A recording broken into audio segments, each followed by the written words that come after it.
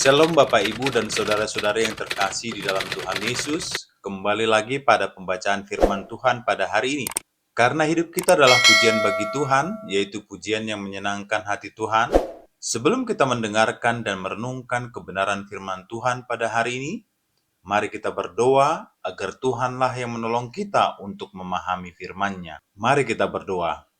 Bapa yang baik yang kami sembah di dalam nama Tuhan Yesus, pada saat ini kami akan membaca dan merenungkan firman-Mu. Tuhanlah yang menolong kami untuk mengerti dan memahami firman-Mu.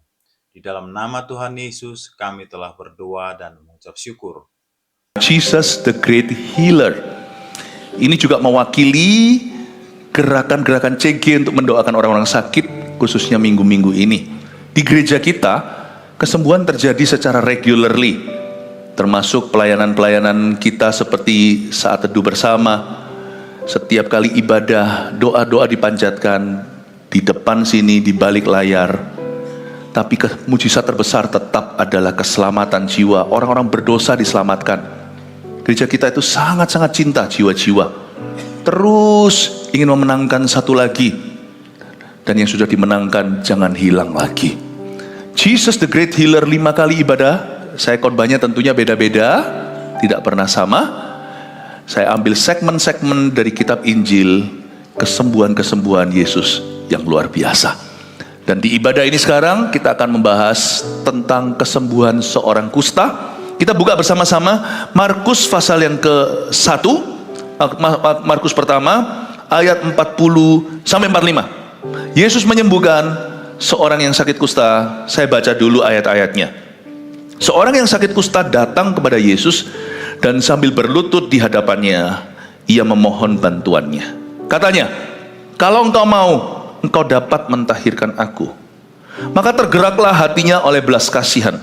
Lalu ia mengulurkan tangannya, menjamah orang itu dan berkata kepadanya, "Aku mau, jadilah engkau tahir." Seketika itu juga lenyaplah penyakit kusta orang itu dan ia menjadi tahir. Segera ia menyuruh orang itu pergi dengan peringatan keras. "Ingatlah, jangan engkau memberitahukan apa-apa tentang hal ini kepada siapapun, tetapi pergilah, perlihatkanlah dirimu kepada imam dan persembahkanlah untuk pentahiranmu persembahan yang diperintahkan oleh Musa sebagai bukti bagi mereka." Tetapi orang itu pergi memberitakan peristiwa itu dan menyebarkannya kemana-mana, sehingga Yesus tidak dapat lagi terang-terangan masuk ke dalam kota. Ia tinggal di luar di tempat-tempat yang sepi, namun orang terus juga datang kepadanya dari segala penjuru. Suatu kesembuhan yang spektakuler hanya karena jenis penyakitnya adalah kusta. Sampai hari ini pun ini adalah penyakit yang tidak bisa sembuh, atau mungkin sekarang sudah ada obatnya, tergantung stadium berapa. Kesembuhan ini adalah kesembuhan kusta yang terjadi pertama kali sepanjang history. Paling tidak di Perjanjian Baru, ini adalah kusta pertama yang disembuhkan oleh Yesus.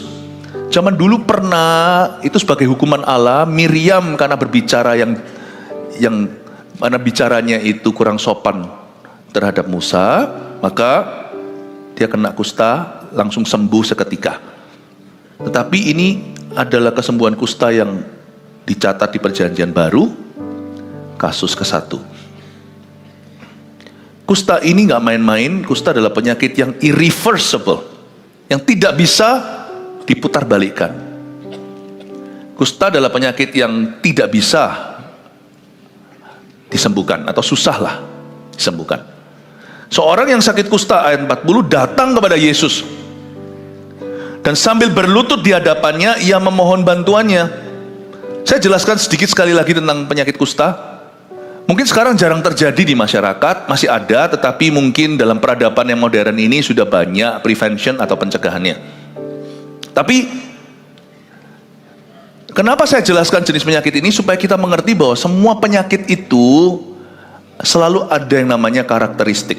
Dan kalau penyakit Anda yang Anda idap atau seseorang yang Anda kasihi menderita itu ada kesamaan, percayalah, Tuhan pernah menyembuhkan penyakit seperti yang kau alami. Seorang yang sakit kusta, kusta itu apa? Kusta itu selalu bermula dari satu titik merah, lalu berubah jadi mengkilap dan keputih-putihan. Lalu dia mulai menyebar ke seluruh badannya. Ya ini pengetahuan umum dokter yang lebih kenal lah, dokter yang lebih tahu, lebih bisa menjelaskan penyakit, tetapi saya hanya menjelaskan secara alkitabiah. Lalu dia mulai menyebar kan, biasanya mulai merongrong ke bagian-bagian tubuh yang lainnya. Ya, penyebaran penyakit ini membuatnya jadi parah, mulai jari jemarinya satu-satu putus, kaki dulu, tangan, lengan, lalu sampai ke wajah. Nah itu celaka, hidungnya mulai hilang, lubangnya ada, tapi sudah nggak ada lagi hidungnya, telinganya satu-satu, sampai nanti gusinya mulai lapuk di dalam mulutnya, lalu rontok gigi dan gusi, lalu pelan-pelan sampai ke mata-matanya pun mulai akan basi, di dalam kelopaknya itu matanya mulai mengkerut, lalu habis itu orang itu mati sebagai mayat hidup, lalu meninggal dunia. Itulah kusta. Makanya orang kusta itu sangat ditakuti. Bahkan di dalam hukum Taurat, orang kena kusta tidak boleh berada di masyarakat, harus dikarantina, dan karantinanya nggak main-main, seumur hidup. Bye-bye sudah. Orang kusta pasti cerai. Orang kusta pasti kehilangan pekerjaannya. Keluarganya pun menganggap dia seorang pendosa. Kenapa? Dia dikutuk Allah. Orang kusta itu bukan hanya sebuah penyakit fisik, tapi dianggap sebagai kutukan, sebagai pratanda bahwa Allah sedang marah terhadap orang itu atau sang penderita. Bukannya ditolong, bukannya memperoleh bantuan, malah mendapatkan kecaman. Karena itu penyakit kusta biasanya nggak hanya merongrong badan, tapi jiwanya pun akhirnya pesakitan. Orang ini pasti kesepian, mengalami penolakan, kecewa segalanya. Jarang ada yang namanya penyakit itu hanya sampai ke badan. Penyakit bisa fisik, tapi pasti kena ke jiwanya. Pasti sesuatu terjadi minimal dalam emosinya. Belum lagi penyakit yang timbul akibat emosi seseorang. Dalam bahasa kerennya hari-hari ini, penyakit yang ditimbulkan karena persoalan psikis, depresi dan sebagainya. Nah, Yesus ini bukan hanya seorang dokter rohani. Yesus ini tabib di atas segala tabib. Di Yesaya 53 kebaktian 1 tadi saya jelaskan bahwa Yesus mati itu bukan hanya supaya membawa kita suatu hari ke sorga, tetapi di dalam penebusan darah dan tubuh tadi yang kita ambil perjamuan itu, terkandung janji kesembuhan ilahi.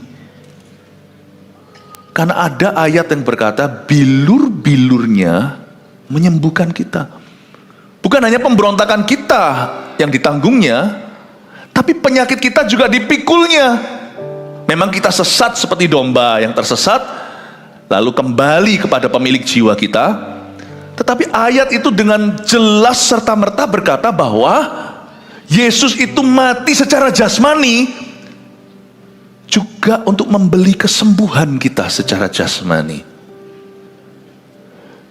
Jadi boleh nggak kita itu mengharapkan kesembuhan total dari Tuhan? Bisa. Hanya tidak semua orang bermula langsung beriman. Kita baca lagi sedikit ya, seorang yang sakit kusta datang kepada Yesus. Imannya nggak sempurna, saya tunjukkan. Sama seperti kita, ketika kita bermasalah, kita datang ke Tuhan. Banyak orang ketika bermasalah tidak datang ke Tuhan, maunya lari, maunya main hakim sendiri. Biasanya kalau di luar sana ada seorang pencuri lalu dikeroyok massa, itu namanya main hakim sendiri, tapi mereka menghakimi orang lain. Tapi manusia itu semua punya bakat Adam dan Hawa. Waktu dia dalam masalah, dia hakimi dirinya, bukannya dengan rendah hati datang ke Tuhan minta tolong. Kita ambil kesimpulan. Nggak selalu bicara soal sakit penyakit ya, sakit hati apalagi. Udah, aku quit. Udah, aku nggak ke gereja. Udah, aku nggak jadi orang Kristen. Udah, nggak Tuhan-Tuhanan. Loh, bukannya kalau sakit hati itu minta disembuhkan? Kenapa sakit hati kok malah justru dijadikan piala? Sakit hatimu tuh jangan dilaminating, saudara. Malah justru dibatalkan. Jangan lupa loh, Yesus tuh mengalami berbagai macam derita. Derita yang Tuhan alami itu bukan hanya secara jasmani, tapi juga secara emosi. Yesus tuh ditampar, ditinggalkan, dikhianati, dijual. Yesus ngerti apa artinya dibuang, diabaikan, dihina. Kalau Anda kira bahwa Yesus mati di atas kayu salib hanya penderitaan badan, Anda salah. Yesus mengalami semua perasaan buruk kita. Hanya Dia tidak berdosa. Dia menang supaya kita menang. Tapi kalau kita kira Yesus di atas sana hanya untuk memberi kita berkat rohani ya, supaya kita masuk ke sorga, lalu dia nggak peduli dengan kesehatan kita yang sakit, nggak ada jalan. Dan mikir lagi, kenapa dia matinya secara darah dan daging? Kenapa lubungnya tertikam itu terpisah antara air dan darah? Kenapa Yesus mengalami semua penderitaan fisik itu? Supaya waktu kita kena jarum kemoterapi yang kanker misalnya, kita tidak bisa mengeluh, Tuhan tidak mengerti ini, Tuhan tidak memahami. Tuhan memang tidak pernah kena jarum kemoterapi, tapi Tuhan pernah kena paku dengan segala infeksi.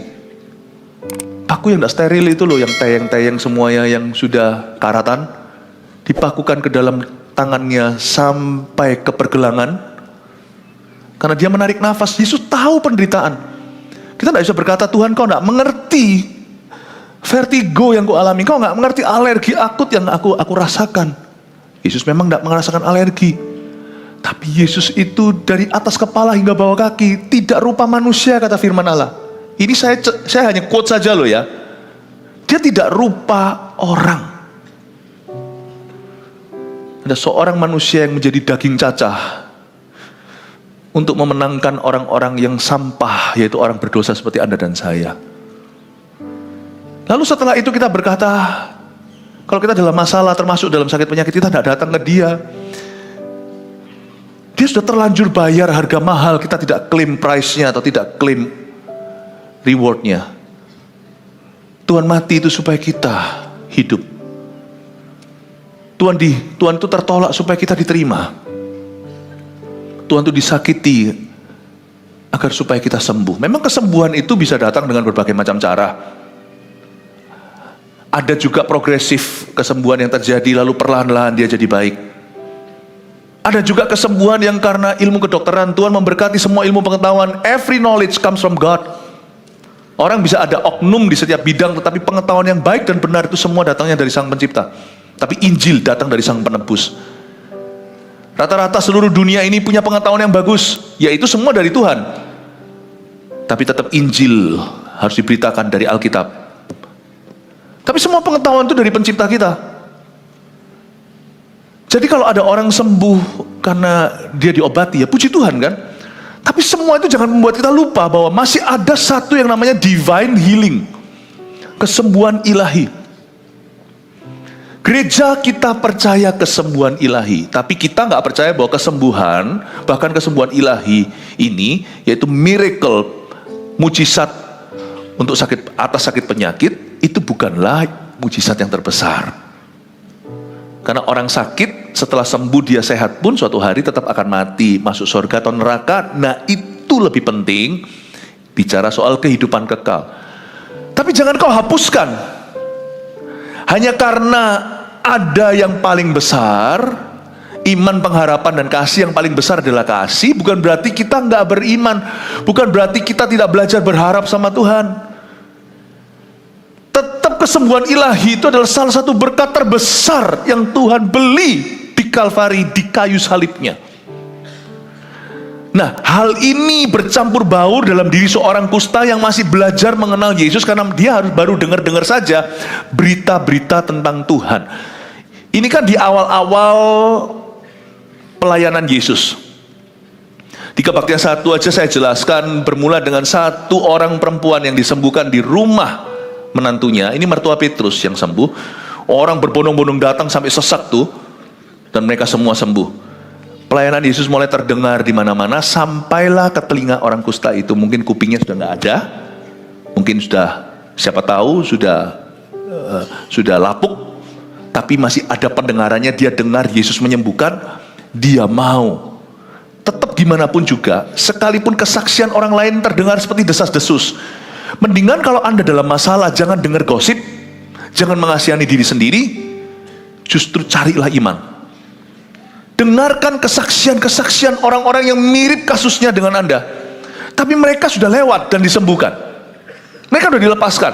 Sebab oleh darah anak domba Allah dan oleh kesaksian kita, iblis dikalahkan. Dengarkan kesaksian. Banyak, apalagi sekarang zamannya media. Meskipun desas-desus, dia nggak tahu persis. Orang ini akhirnya memberanikan diri. Seorang yang sakit kusta ini datang kepada Yesus. puji Tuhan, bukan ke dukun. Ya. Dan boleh ke tabib, tapi tabib pun tidak bisa garansi. Mereka hanya manusia, bukanlah jaminan Bapak Ibu. Karena Alkitab juga mengatakan dalam satu cerita yang lain, seorang perempuan 12 tahun pendarahan, sudah ke semua tabib, habis duitnya juga tidak sembuh. Bukan berarti kita nggak ada dokter, bukan. Tetapi libatkan Tuhan. Selalu Tuhan first dan Tuhan last. Tuhan dulu, Tuhan yang terakhir, dan Tuhan sepanjang perjalananmu. Tapi kadang-kadang Tuhan bypass semua tangan-tangan manusia. Tuhan lewatkan, termasuk yang punya ilmu pengetahuan, termasuk apa, Tuhan lewatkan. Tuhan kasih divine healing sebagai gift. Boom. That exists. Saya tidak sepaham dengan orang-orang yang percaya bahwa semua karunia itu sudah lewat masanya. Alkitab sudah tutup. No. Saya percaya Yesus tetap sama, dahulu, sekarang, sampai selama-lama. Yang percaya, berikan tepuk tangan untuk Tuhan.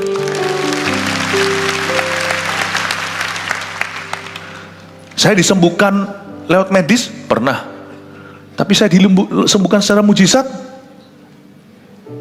Ya, semua masa dewasa saya itu, semuanya itu berhutang pada hari itu. Waktu saya umur 6 tahun di Taiwan, ketika saya dijamah sama Tuhan, saya tidak kenal dia. Tuhan itu jamah saya dulu, saya kenal Tuhan itu baru 10 tahun lagi kemudian dari hari itu, waktu saya umur 7, hampir 8.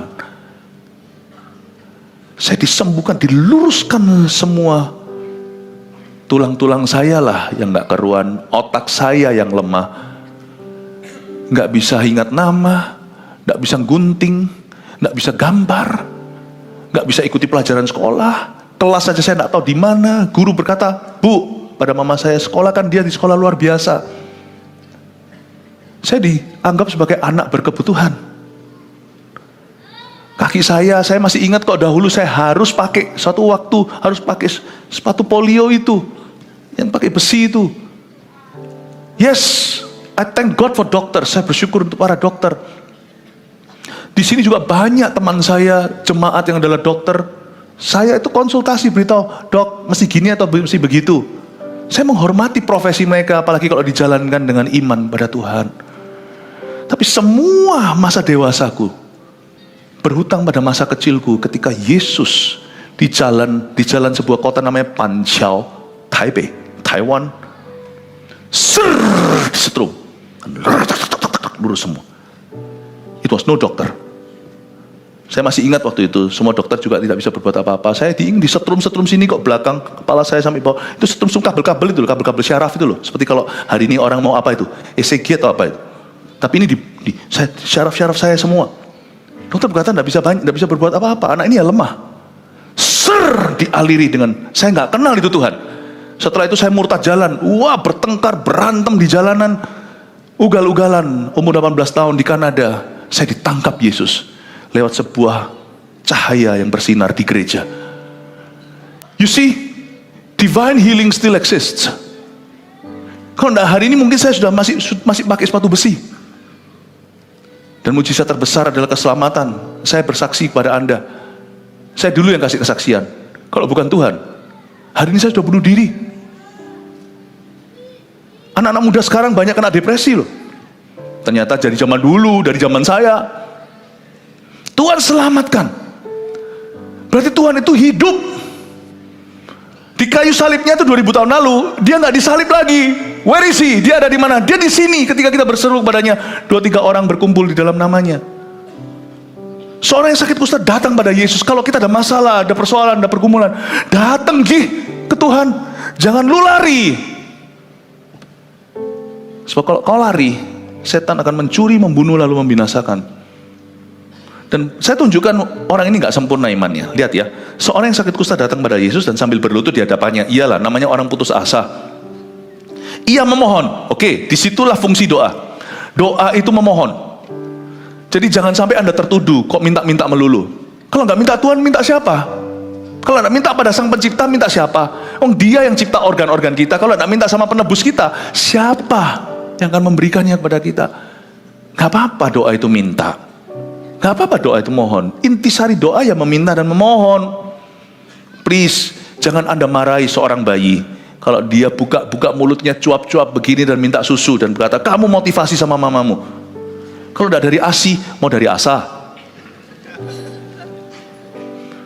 Susu yang harus datang dari sumbernya. Sumber susu untuk anak-anak bayi adalah ibu. Ayah jangan coba. Tak ada gizinya pada kita. Bukankah sepatutnya kita minta sama Tuhan, belajar dari orang kusta ini, come to Jesus, dengan paradigma yang betul, bahwa dialah sumbernya, dan aku tahu kesembuhan ilahi masih ada. Gereja kita berdiri tegas dalam hal ini, kami percaya. Mau orang bilang macam-macam lah, pencemooh kan banyak, seolah-olah punya alasan untuk bisa downplay, atau untuk bisa apa namanya, character killing, membunuh karakter kesembuhan ilahi. Terserah. I believe.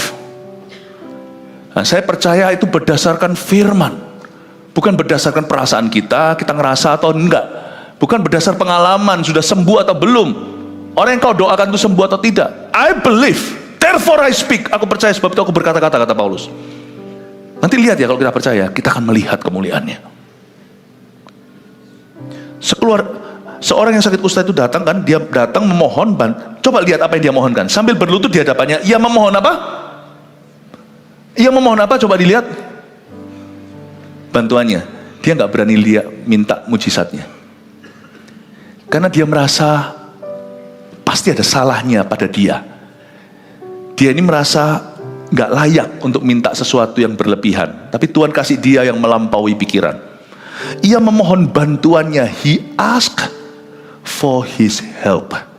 Saya nggak ngerti persisnya gimana. Mungkin dia hanya berdoa, Tuhan, aku berdoa supaya paling tidak kustaku itu stop sampai sini. Mataku nggak akan busuk di dalam kelopaknya. Udah berhenti sampai sini. Mungkin dia korting permintaannya karena orang kusta itu merasa pasti ada sesuatu pada dirinya yang dikutuki oleh Allah. Jadi dia mintanya itu pas-pasan. Kalau enggak kan dia pasti akan memohon, bukan memohon bantuan, tapi akan memohon mujizat. Dia minta bantuan, help, not miracle. Tapi Tuhan tahu bahwa kasus ini tidak bisa kalau enggak mujizat. Katanya, coba lihat ya. Coba kita sekarang lihat katanya. Kalau engkau mau, dia ragu. Tapi saya tunjukkan ya, ragunya dia bukan karena malas beriman, tapi karena salah paham. Jadi kejadian ini memutarbalikkan cara pandang yang salah. Kalau engkau mau, what is the worst? Apa yang paling buruk adalah ketika kita merasa Tuhan berkehendak, Tuhan menghendaki penyakit kita ini. Nah, di situ susah kita percaya. Kalau kita merasa Tuhan menghendaki sakit penyakit kita, paham ya? Gini ya, saya tidak tahu, saya tidak bisa merumuskan segala sesuatu, tetapi yang pasti, ini sudah pasti, Allah tidak pernah menciptakan penyakit. Itu harus kita tahu dulu. Kita lihat kejadian 1, tidak ada pada hari ke-6 sebelum hari ke-7 Tuhan beristirahat, Tuhan ciptakan 1-2 penyakit.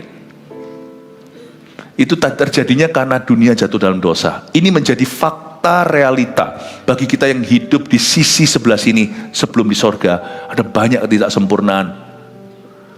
Ya, welcome to life. Tapi yang pasti saya menolak percaya bahwa Allah menghendaki penyakit saya. Saya selalu berada di sisi Tuhan, selalu membantu dan menolongku. Kalau saya belum bisa beriman untuk mujizat, I know that He's for me, not against me. Yang lebih parah adalah orang yang merasa bahwa penyakitnya itu adalah kehendak Allah. Apalagi Tuhan yang kasih aku penyakit ini. Waduh, lah gimana Anda bisa minta dia untuk mencabutnya? Kalau engkau mau, engkau dapat. Kata engkau dapat, kalau mau engkau dapat. Dia ini saya kagum sama orang kusta ini. Di dalam keraguannya ada iman. Makanya iman itu gak perlu sempurna, biji sesawi aja. Kalau engkau mau, engkau dapat. Dia sangat confident, sangat yakin sama Tuhan Yesus. Cuma dia gak yakin Tuhan mau aja. Nah, meskipun dia tahu Tuhan mampu. Kenapa dia... Ini yang membuat saya sangat kagum dengan orang kusta ini, karena dia tidak pernah melihat contoh sebelumnya orang seperti dia yang disembuhkan dalam pelayanan Yesus, karena dia adalah kasus pertama, belum ada orang kusta. Jadi nanti orang kusta ini pergi ke para imam untuk dicek kustanya sembuh, itu imam-imam copot jantungnya semuanya, nggak pernah terjadi yang kayak ginian. Kesembuhan orang kusta itu sampai detik itu hanya teori. Hari itu mereka akan dikejutkan oleh seorang pasien karena dia ini terkenal. Udah gak bisa disangsikan lagi. Semua orang tahu siapa dia. Kalau engkau mau, engkau dapat mentahirkan aku. Dia tidak berkata menyembuhkan. Mentahirkan berarti dia punya masalah dengan hatinya. Dia merasa bahwa Tuhan lagi hukum saya. Kata tahir itu artinya forgiven, disembuhkan. Bukan disembuhkan, diampuni. Di dalam kebudayaan orang Israel itu ada culture namanya haram dan halal, kosher itu. Jadi ini bukan kasus sembuh, ini pengampunan dosa. Dia berkata, Tuhan kalau engkau mau guru, engkau dapat. Aku minta sembuh aja gak nyampe imanku. Wis, ampuni aja aku. Aku ini pasti ada salahnya ya Tuhan. Kok aku bisa kayak gini Kusta? Allah Israel marah sama saya. Guru, Rabi, Yesus, Mesias. Tolong beritahu Allah, ampuni saya. Imannya salah paham, tapi minimal imannya ke Tuhan. Karena Yesus itulah perantara antara manusia dan Allah. Anak Allah itu satu-satunya jalan ke Bapa. Iman itu bukan size-nya. Imanku enggak gede, pastor. Iman itu juga bukan stylenya. Imannya bisa salah-salah dikit lah. Masa anak kecil, kalau anak kita lagi pertunjukan di sekolah, lalu dia nyanyi sedikit fales, langsung kita enggak mau mendengarkan.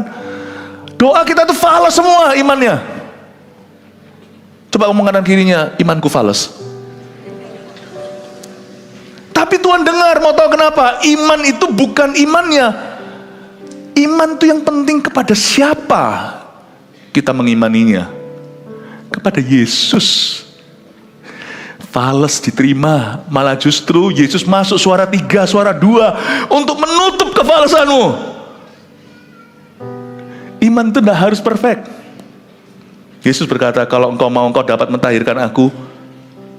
Aku cuma minta diampuni. Aku gak berani minta kesembuhan.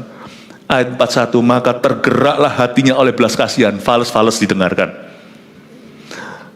Lalu ia mengulurkan tangannya, menjamah orang itu, dan berkata kepadanya, aku mau, jadilah engkau tahir. Ini kalau disandiwarakan, didramakan, aku mau jadilah engkau tahir. Saya bisa bayangkan mata Yesus berkaca-kaca ketika mengucapkannya, aku mau. You know that sometimes you can sense people's tears in the tone of their voice. Kadang-kadang kita bisa merasakan di dalam suara seseorang itu ada tangisan. Saya bisa bayangkan Yesus berkata, aku mau, jadilah engkau tahir. Yesus main di levelnya dia. Ngomong tentang pengampunan dosa kan? Yesus tidak ngomong kesembuhan, tapi sembuh malahan. Hebat. Orang ini cuma datang minta pengampunan dosa. Dikit-dikit kasih hint atau kasih sedikit-sedikit disinggung dikit kalau bisa sembuh sekalian, tapi dia nggak berani. Imannya itu jujur, tapi dia berkata, forgive me, ampuni aku Tuhan. Istriku pun meninggalkan aku, bilang aku ini terkutuk. Anak-anakku berkata, rugi aku punya ayah seperti kamu. Aku dicerca, dibully di sekolah gara-gara papamu kusta. Semua orang Yahudi dalam kebudayaannya ada sesuatu yang Tuhan Yesus koreksi dalam pelayanannya, bahwa tidak semua orang kusta. Orang sakit itu tidak tentu selalu karena dosa. Tadi pagi saya jelaskan, ada sakit penyakit yang karena roh jahat. Baik itu diwariskan atau dosa celah yang kau buka. Tetapi tidak semua penyakit juga karena dosa. Tapi dia datang ke Tuhan dan kata, tahirkan aku. Fales imannya. Tuhan kata, aku mau, jadilah engkau tahir. Ingatlah sesuatu Bapak Ibu, kalau terjadi healing today, ingatlah bukan karena imanmu sempurna dan bukan karena pendetanya. I've got nothing to do with your miracles. Tidak ada hubungannya dengan mujizatmu. Kalau sampai ada satu mujizat terjadi hari ini atau lebih, saya imani semua orang-orang yang sakit sembuh. Katakan amin. Kalau ada yang sembuh, itu semua karena belas kasihan Allah, karena tergeraklah hati Yesus. Every healing miracle, setiap mujizat kesembuhan itu terjadi karena the compassion of Christ, karena belas kasihan Kristus. Tapi tidak bisa terjadi tanpa iman, karena Tuhan tidak paksakan. Harus ada tangan yang menangkap kasih karunia. Roma 5 katakan, itulah iman. Faith is a substance of things hoped for and evidence of things unseen. Iman adalah Ibrani 1 ayat pertama, adalah bukti dari segala sesuatu If faith is the substance of things. So, bukti dari segala sesuatu yang kita harapkan. Aduh, apa ya ayatnya? Faith is the substance of things hoped for and the evidence of things unseen. Iman adalah dasar dari segala sesuatu yang kita harapkan dan bukti dari segala sesuatu yang tidak kita lihat. Harus ada iman, katakan harus ada iman. Ngomong lagi kanan kirinya, fals-fals gini, imannya tetap harus ada iman. Iman itu kepada siapa? Tapi setelah itu kau harus bisa menjawab apa? Kepada siapa kita beriman? Yesus. Kepada Yesus apanya? Yesus di kayu salibnya. Kepadanya aku beriman bahwa dia sudah dibangkitkan, dia sanggup, dia mampu, dia sudah bangkit. Oke. Lalu apanya juga harus Anda jawab. Bartolomeus, nanti malam saya jelaskan. Ketika ditanya sama Yesus, Yesus maha tahu. Nggak cuma maha tahu, orang waras saja tahu kalau orang buta pasti maunya apa. Tapi Yesus masih tanya, apa yang kamu kehendaki untuk aku lakukan bagimu? Sambil buta, aku mau melihat Tuhan. Iman itu harus tegas, harus memberitahu apanya. Jangan kita beriman pada Tuhan lalu Tuhan tanya, apa yang kau kehendaki? Ya terserah lah. Iman itu harus berani resiko. Iman itu harus berani mengutarakan. At least ya, orang ini berkata, jadikan aku tahir. Dan Yesus menjamahnya. Lihat ya, Yesus bukan berkata, aku mau jadilah engkau tahir saja. Ayat 41, ketika tergerak hatinya oleh belas kasihan, apa yang dia lakukan? Lalu ia mengulurkan tangannya, menjamah orang itu. Yesus enggak berhenti sampai berkata-kata, dia jamah segenap hidupku dan beri damai di hatiku. Semua telah berubah dan aku tahu Yesus jamah ku jadi baru. Tahukah konsekuensi menjamah orang kusta adalah ketularan? Karena dia menular lewat touch. Tapi Yesus tidak pernah tertular penyakit. Justru orang pesakitan tertular sembuh karena Yesus adalah Yehova Rafa. Dan kenapa dia jamah? Karena orang ini hanya minta forgiveness, diampuni, tapi Yesus jamah penyakitnya.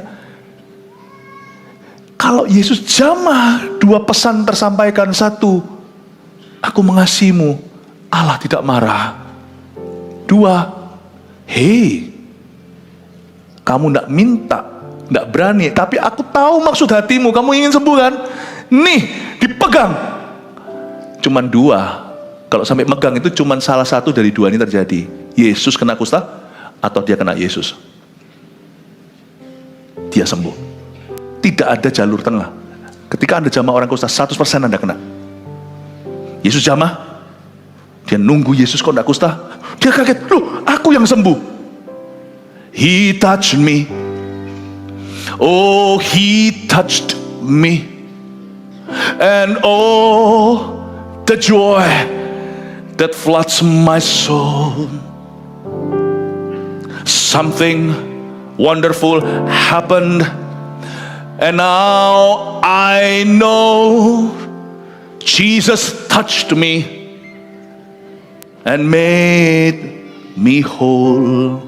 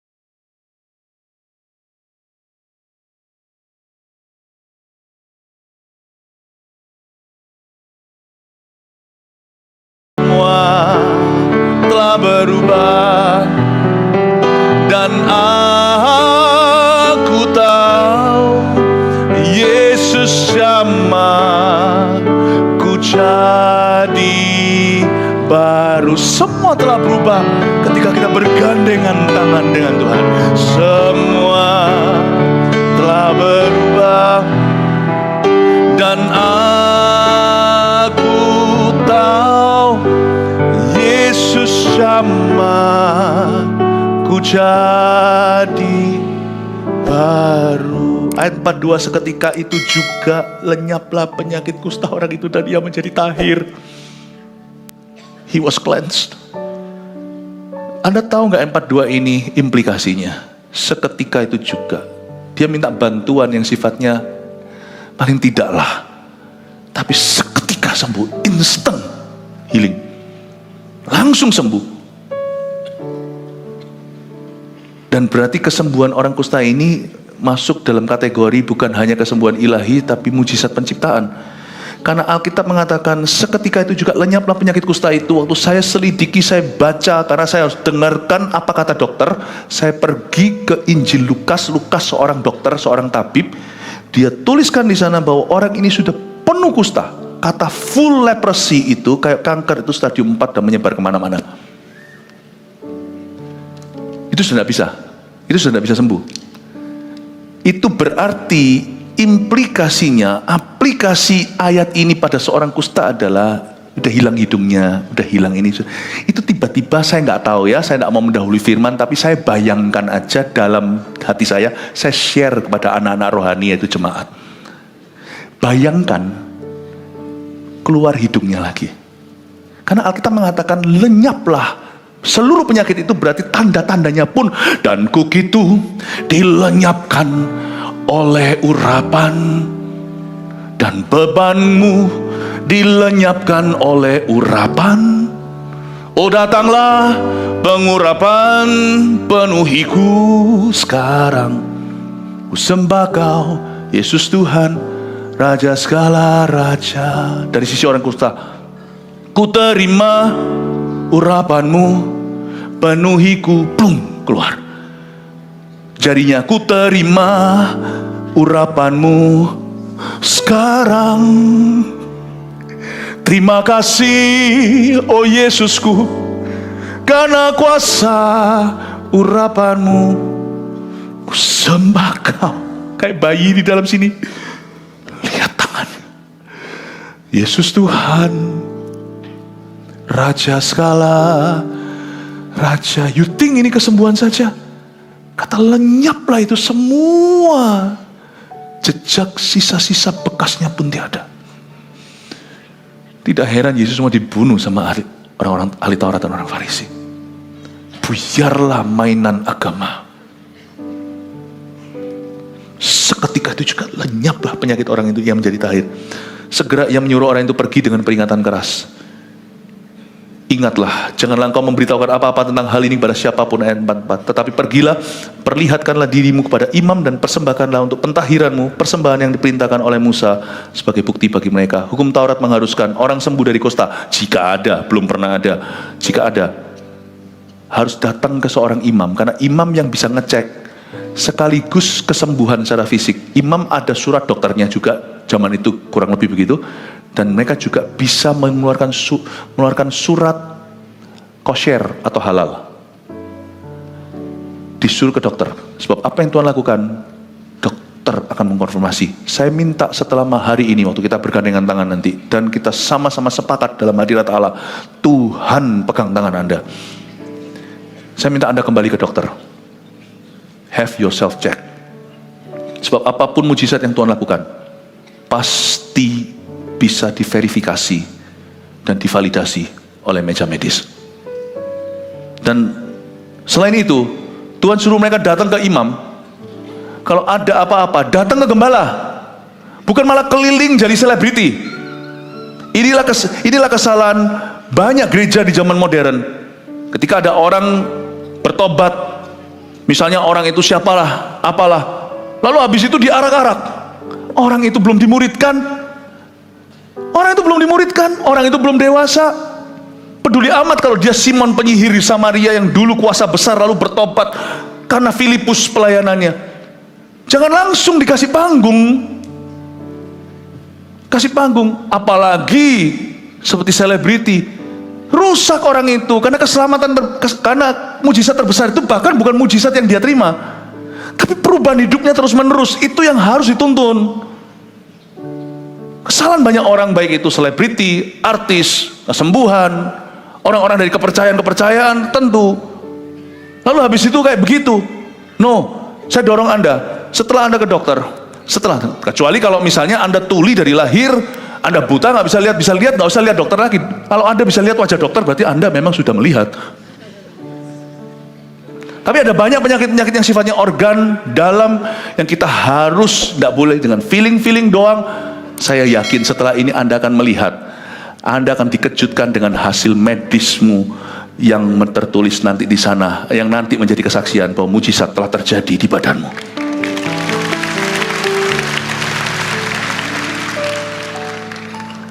Seorang hamba Tuhan namanya Kathryn Kuhlman. Kontroversial sih. Kita tidak perlu belajar segala sesuatu dari semua orang. Mungkin dalam hal-hal tertentu, kita lebih tahu tentang ministry, tentang apa. Tapi satu hal ini yang kita bisa pelajari, bahwa orang ini seorang wanita yang dipakai Tuhan di tahun 19 berapa puluh, masih awal-awal 19 ya, sebelum milenial ini. Beliau ini percaya banget kuasa doa, dan benar-benar melihat mujizat demi mujizat terjadi saat worship di dalam pertemuan-pertemuannya. Dan ketika beliau sendiri akhirnya terakhir sebelum meninggal dunia, seorang temannya datang untuk mendoakan, dia minta jangan. Dia saking percayanya kuasa doa, dia sudah siap pulang ke rumah Bapak. Dia berkata, don't pray for me. Dia ngomong sama Oral Roberts, karena mereka berteman dan bersahabat. Do not pray for me, I wanna go home already. Karena dia tahu sampai temannya seorang hamba Tuhan juga berdoa, dia bisa hidup lebih lama lagi. Dan buat apa kalau dia merasa sudah selesai? Dia berkata, do not pray for me. Singkat cerita, meninggallah dia di atas meja, dokter itu, meja bukan operasi atau apa, pokoknya di atas ranjangnya, bukan meja, ranjangnya itu. Lalu seolah-olah temannya itu bisa melihat seperti ada glow, seperti ada suatu sinar meninggalkan badannya. Apakah itu kelihatan sungguhan atau sebuah penglihatan? Tapi ini adalah kesaksian seorang sahabatnya. Dia mau doakan, don't you think, don't you dare, I am tired already. Dia sudah cukup umur, I want to go, my Savior awaits me, Juru Selamatku tunggu. Dari sini saya pelajari sesuatu ya. Berdoa itu tidak boleh latah. Kalau Anda doa, percaya. Kalau enggak usah doa. Justru kalau saking percaya sama doa, kalau Anda melihat doa ini bisa menghasilkan sesuatu yang tidak Anda harapkan, mendingan Anda berkata jangan doakan supaya aku kaya. Karena kita percaya kalau kita berdoa terobosan akan terjadi. Jangan halalkan segala cara, jangan mauan dengan segala berkat. Kita harus hitung dulu, kehendak Allah apa dalam hidupku. Kathryn Kuhlman dalam hal itu, she wants to go home. Dia berkata, enough, jangan doakan saya. Percayakah Anda pada doa Anda sendiri? Percayakah Anda kalau doa itu dialaskan dalam nama Yesus, itu akan datang dengan jawaban seperti yang kau mintakan? Saking percayanya, kita tidak mau orang lain sekedar berdoa. Tanya dulu, apakah itu menurutku kehendak Allah terbaik dalam hidup saya? Dan beranikah Anda berdoa kalau saya sekarang katakan bahwa Allah tidak menghendaki penyakitmu? Maukah Anda percaya bahwa Anda bisa sembuh? Dan nanti waktu kita berdoa, jangan ragu. Amin Bapak Ibu. Singkat cerita, akhirnya orang ini pergi memberitakan peristiwa itu kemana-mana, sehingga Yesus tidak bisa terang-terangan masuk kemana-mana lagi. Sekali lagi, kalau Anda sembuh, ke dokter dulu, ke keluarga, pergi ke gembalamu, ceritakan. Makanya itu saya dorong Anda yang sembuh karena doa Jumat Agung hari ini, karena Tuhan menjamahmu, saya minta Anda nanti menyampaikan kesaksian Anda di CG terdekat yaitu di sel group atau connect group, kelompok kecil GMS, ya, Anda sampaikan kesaksian itu. Tertulis juga bisa, supaya bisa diarsip dan didokumentasikan. Saya kok yakin banyak orang penderita kanker akan sembuh, banyak juga kecacatan akan berubah. Haleluya.